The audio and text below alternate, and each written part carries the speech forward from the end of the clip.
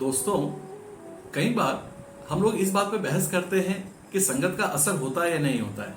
कई लोग कहते हैं कि संगत का असर होता है और कई लोग उससे मना करते हैं कि संगत का असर नहीं होता है। आप निश्चिंत रहिए, चाहे कितनी भी बुरी संगत में मैं हूं, मैं नहीं बिगड़ूंगा, ऐसा कई लोग दावा करते हैं। लेकिन प्रकृति ऐसा कहती है कि संगत का असर तो होता है। ये मैं अंत में बताऊंगा कि प्रकृति क्या कहती है, उसका मैसेज। उससे पहले एक कहानी के माध्यम से अपनी बात आप तक मैं शेयर करना चाहूंगा। एक शहर में एक राहुल नाम का लड़का रहता था, जिसने कक्षा 12वीं तक बहुत अच्छा अपना परफॉर्म किया। स्कूल में बहुत अच्छे परसेंटेज आते थे, पढ़ाई में होशियार था, माता पिता का कहना मानता था। आप एक तरह से ये माने कि वो जो सर्वगुण संपन्न बच्चे होते हैं वैसा था। लेकिन जैसे ही वो कॉलेज में एंटर हुआ तो कॉलेज का माहौल थोड़ा सा बदल जाता है, और क्योंकि बच्चों की उम्र भी किशोरावस्था की तरफ आती है, थोड़ा सा उनकी रुचियां भी बदल जाती हैं। बॉडी में बायोलॉजिकल चेंजेस होते हैं, उनका अलग रोल होता है। तो एक साल के अंदर ही राहुल में परिवर्तन आने लगा।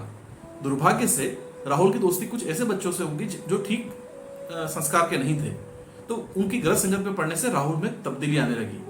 अब वो माता पिता का कहना भी नहीं मानता था, या तो कमरे में बंद रहता था, यदि उसको कुछ कहा जाता तो घर से बाहर निकल जाता था। लगातार साल भर वो इस बात से मना करता रहा कि मेरी संगत गलत नहीं है, मैं सही ट्रैक पे हूं। तो माता पिता भी अधिक क्या कर सकते हैं, कुछ नहीं। दुर्भाग्य से या एक संयोग से जब परीक्षा का परिणाम आया उसके कॉलेज का फर्स्ट ईयर का, वो ज्यादातर विषय में फेल हो गया। तो वहां उसको एक झटका लगा बहुत जोरदार कि कहा मैं एक टॉपर स्टूडेंट था, एक अच्छा संस्कारी बच्चा था, अब माता पिता मुझे शिकायत करते कि मैं ठीक नहीं रहा हूं, मैं फेल हो चुका हूं अपने विषय में। तो डिप्रेशन में आ गया, थोड़ा स्ट्रेस में आ गया। उसके कॉलेज के टीचर थे जिन्होंने इस चीज को भापा। उन्होंने जांचा कि राहुल में कुछ परिवर्तन आया है। पहले बच्चा अच्छा था, एक साल में इसमें बहुत तेजी से ये परिवर्तन आया कि डिक्लाइन हुआ है।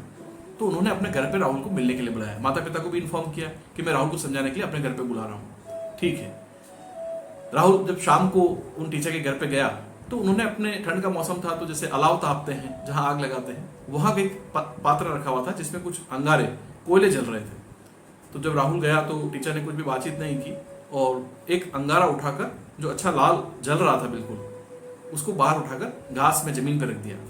धीरे धीरे वो अंगारा लाल से कम होता गया, मतलब जल रहा था वो बुझने लगा, उसके ऊपर राख आने लगी और उसका जो उजाला था वो कम होने लगा। थोड़ी देर बाद उन्होंने जब वो लगभग बुझने लगा या दिखने ही नहीं लगा उसमें से उजाला, तो उसको वापस हिलाया तो वो राख थी उस पर, और उसको वापस दूसरे अंगारों के साथ पात्र में रख दिया अंदर। थोड़ी देर में वो अंगारा वापस जलने लगा। तो राहुल ने पूछा उत्सुकता के कारण से, सर ये आपने क्या किया और क्यों किया? उन्होंने कहा देखो, ये अंगारा जब तक अच्छी संगत में था, क्योंकि अंगारे का जो रोल है वो है गर्मी देना, जलकर गर्मी देना, आग देना, उजाला देना। तो जब तक ये अपने अच्छी संगत में था, ये खुद भी लाल था, गर्मी दे रहा था, उजाला दे रहा था।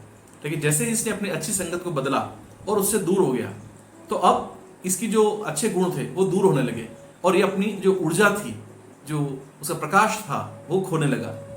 और देखो, जैसे ही इसको इसकी गलती का एहसास हुआ, या यूं कहें कि वो दूर जाने लगा अपने उद्देश्य से, जो उसका एक पर्पस था, उसको मैंने वापस सही संगत में लाके रखा तो वापस जलने लग गया।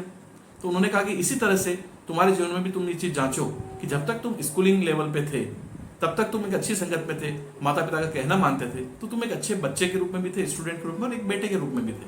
लेकिन जैसे ही तुमने पिछले एक साल में अपनी संगत बदली, तुम्हारे सारे वो जो सद्गुण थे वो अवगुण में कन्वर्ट होने लग गए। ऐसा नहीं कि तुम्हारे में आज भी वो काबिलियत नहीं है कि तुम पहले वाले राहुल बन जाओ। बात राहुल के दिमाग को और दिल को लग गई और उसे समझ में आ गया, और उसने निश्चय किया कि अगले साल से ही मैं इस बात को छोड़ दूंगा, दोस्तों की संगत को। और उसने उसी काम को वापस किया और वो सही ट्रैक पे आ गया। दोस्तों, संगत का असर निश्चित रूप से होता है। तो जो मैसेज में प्रकृति का आपको देना चाह रहा था, कई लोग जगह पर मैं लोगों से शेयर करता हूं कि एक सड़ी हुई एप्पल को बीच में रखिए, उसके आसपास 5-10 ताजा एप्पल रख दीजिए। बहुमत या मेजोरिटी तो ये कहती है कि जो ताजा एप्पल है वो मेजोरिटी में है, तो उन सबको मिलकर उस सड़ी हुई एप्पल को सुधार देना चाहिए। लेकिन प्रकृति ये कहती है कि वो एक सड़ी हुई एप्पल एक एक करके सभी ताजा एप्पल को भी सड़ा देगी।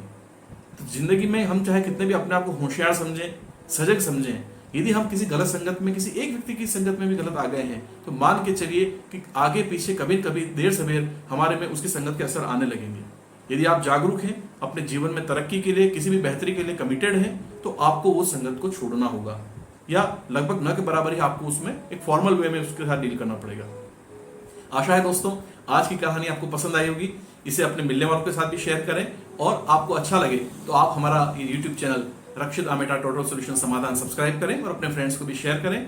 आगे भी और कहानियों के माध्यम से अपने जो मैसेजेस है वो मैं लेकर आप तक आता रहूंगा। अपना ध्यान रखें दोस्तों। Thank you.